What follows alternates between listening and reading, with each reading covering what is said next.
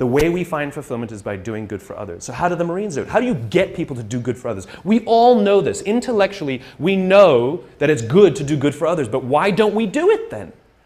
Why don't we do it? And what the Marines learned is something that I completely did not expect.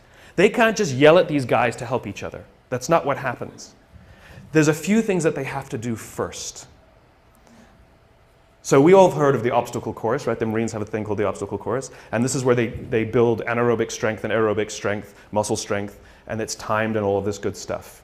They have another course called the confidence course, and it's never timed.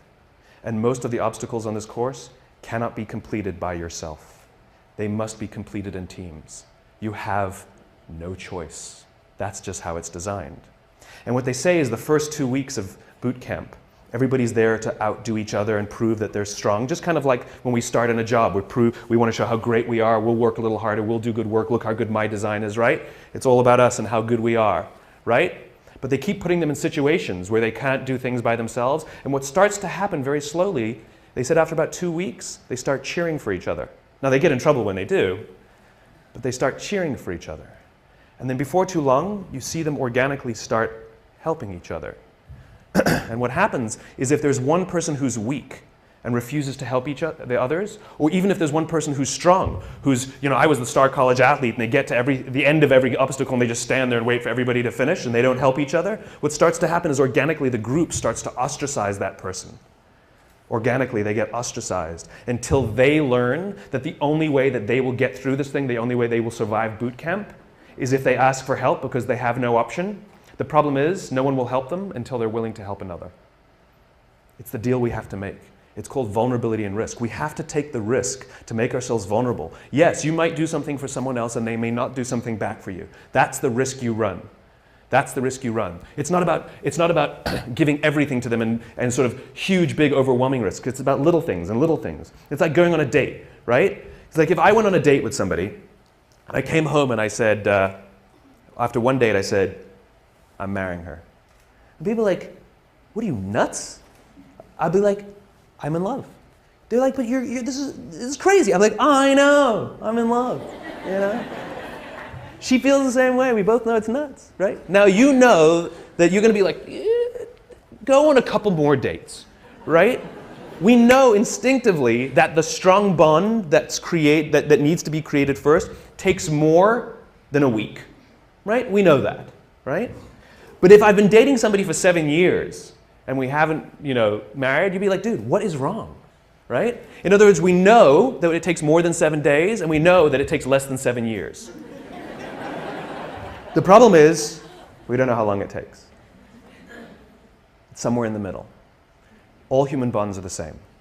Like when you show up at work, when you show up for the first time, when you're new, don't expect that people will look out for you and they won't expect you to look out for them in 7 days. It won't happen. But if you've been working at a job for a few years and you don't have the absolute confidence that if you turn your back you will not get stabbed, you can rely on somebody, you can give them something, nothing will go wrong, you will share the credit, no one will throw you under the bus. If you don't have that in a few years, something's wrong. Something's wrong. I don't know how long it takes, but I know that's more than a week and I know it's less than 7 years. And the Marines fundamentally understand that before anyone is willing to put themselves out for another, they have to have self-confidence. Real self-confidence. You have to be confident in yourself and your own ability before you're willing to help another. If you're insecure at all about your own ability, it's sort of a paradox, right? How can I overcome my confidence, my self-confidence? And we all have ego issues at all times, we all do, right? But if I'm not confident in myself, I won't help another. It's a paradox because then we need someone to look out for us before we're willing to help our peers, right? This is what management is supposed to do.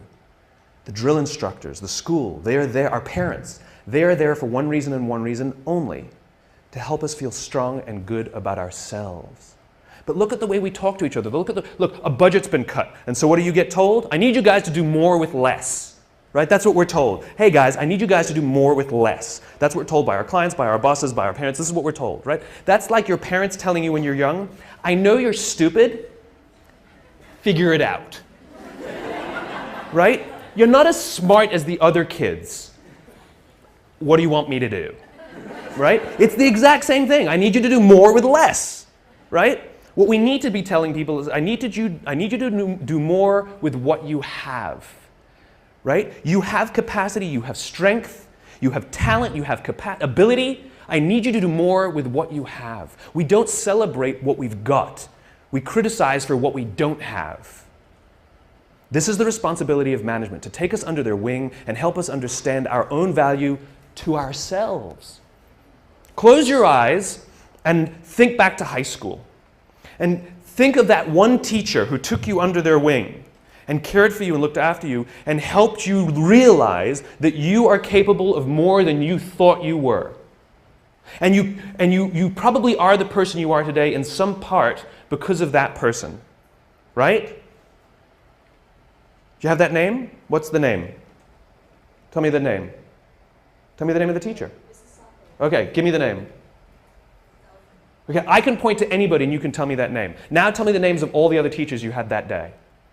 Can't remember them, can you? This is the power of those who teach us confidence.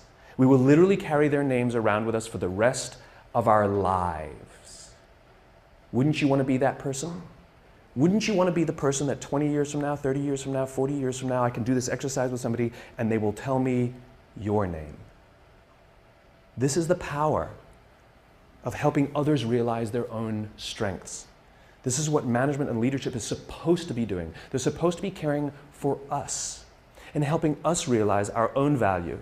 And by the way, if you have anybody who reports to you or works for you, your responsibility is not to make them meet the deadline. Your responsibility is not to make sure that they do as you say. Your responsibility is to make sure that they understand their own strengths, their own value, and that they are way, way more talented than they think they are. And the only way they will learn that is if you put them in situations in which they can fail. And you hold them and you support them and you give them talent and you give them skills and you give them education and you watch their backs, and if they fall over you encourage them to get back up, and if they fall over you encourage them to get back up, and if they fall over you encourage them to get back up until they figure it out themselves. It's called confidence.